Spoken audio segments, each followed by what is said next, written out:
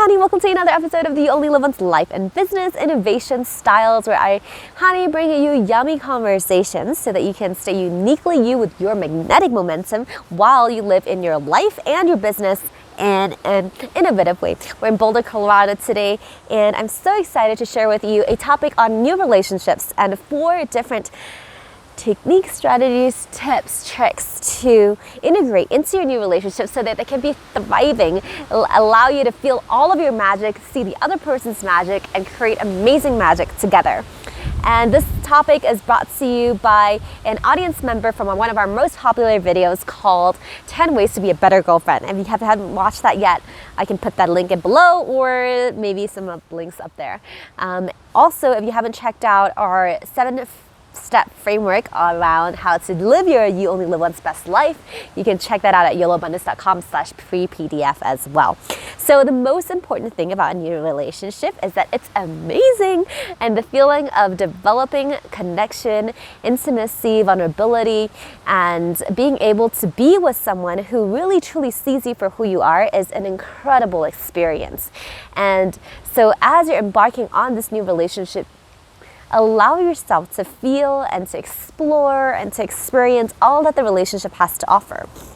Now, the most important thing in creating a beautiful new relationship is to have the clarity of your vision. The clarity of your vision on what it is that you may or may not be looking for in a relationship. Whether that is the level of connection with the person on an emotional level, a physical level. So how you want your physical intimacy to feel and experience, how you want the emotional intimacy to be, how you want spiritual intimacy or spiritual connection to be if you're into that. So I think that's a beautiful way of connecting even deeper soul to soul.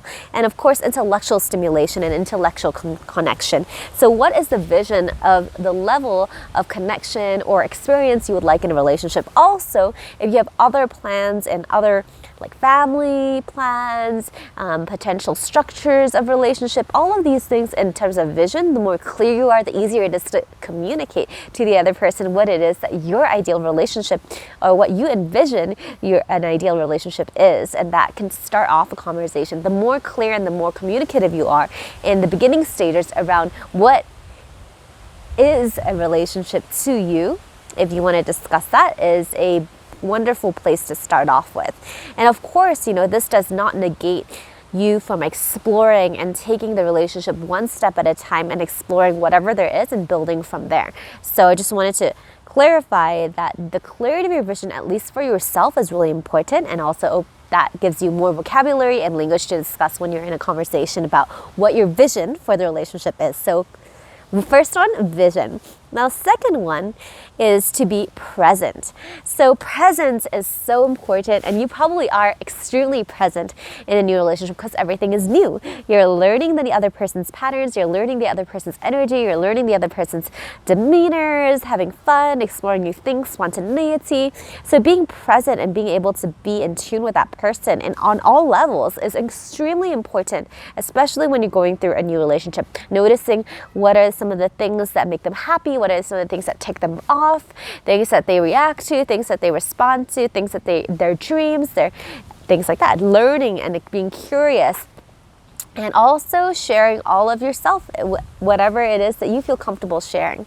So allowing yourself to be present in your own body and noticing, are things coming up that showcases, your joy, your passion, your excitement, and maybe even sometimes how you're relating to your vulnerability in their presence or your inner workings in their presence. How much of you do you feel like sharing? You can be present to that, and being aware of that allows you to know how comfortable you are with that person. Because the more comfortable you are, the longer, the more able you are to be yourself, and the longer lasting the relationship can be if you're able to be accepted exactly the way that you are. Now, the third point to creating a beautiful new relationship is communication. Communication comes in many different forms, all the way from pragmatic planning, getting on the go, planning a trip together, or talking about tough topics, talking about each other's lives, or talking about intellectual conversations, brainstorming for the future, or even creating open-ended brainstorms, right? So communication can be a full range of any type of exploration or planning or creation in conversation.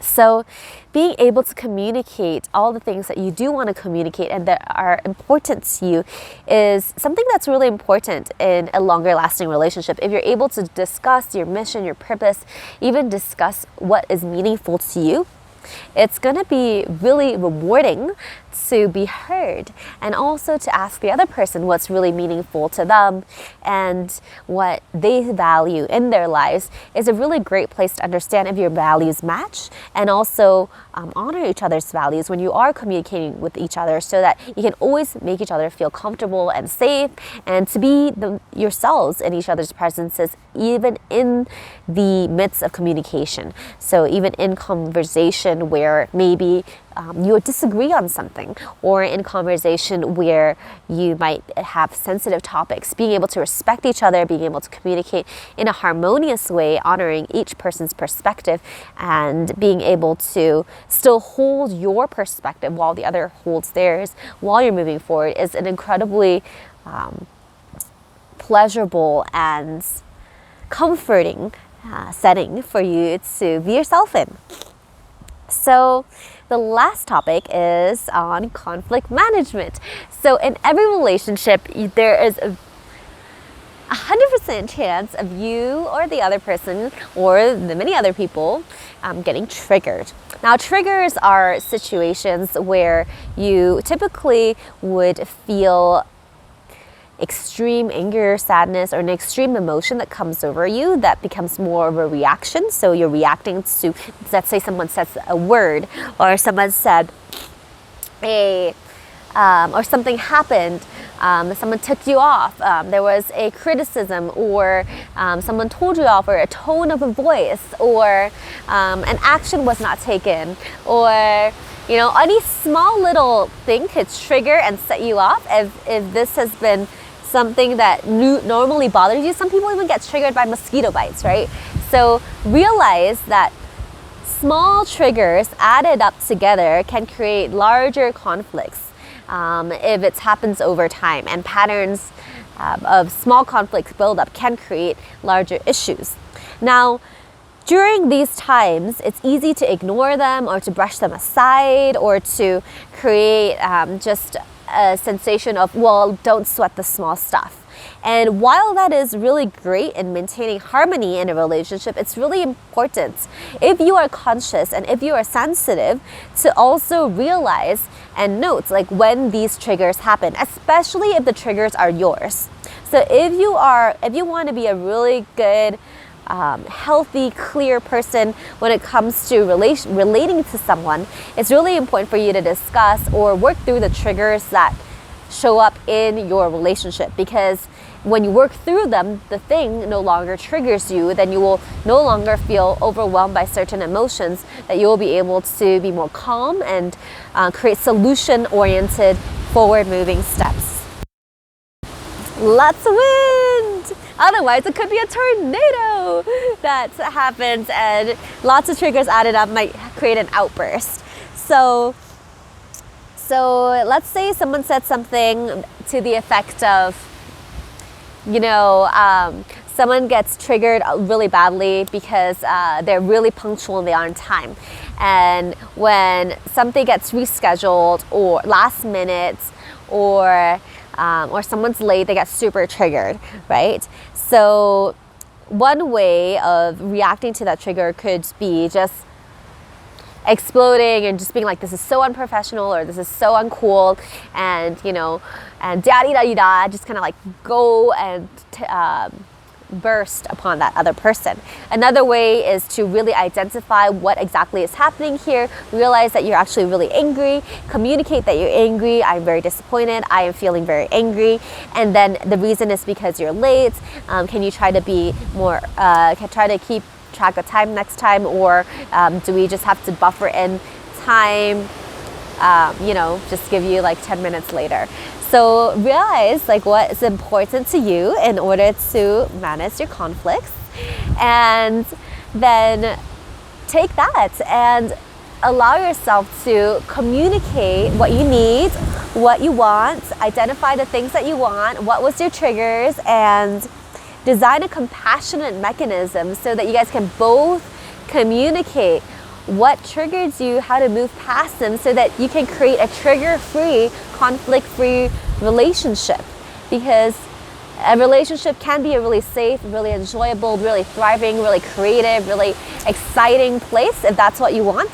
And you can design it that way by removing all the friction and removing systematic, useful mechanisms that maintain, lubricate, and allow yourself to thrive. All right, so these are the 4: clarity of vision, being present, communicate, and then find a compassionate mechanism to deal with your conflicts, to create a new relationship or to enhance your older relationships or your present relationships. And this is something I use all the time.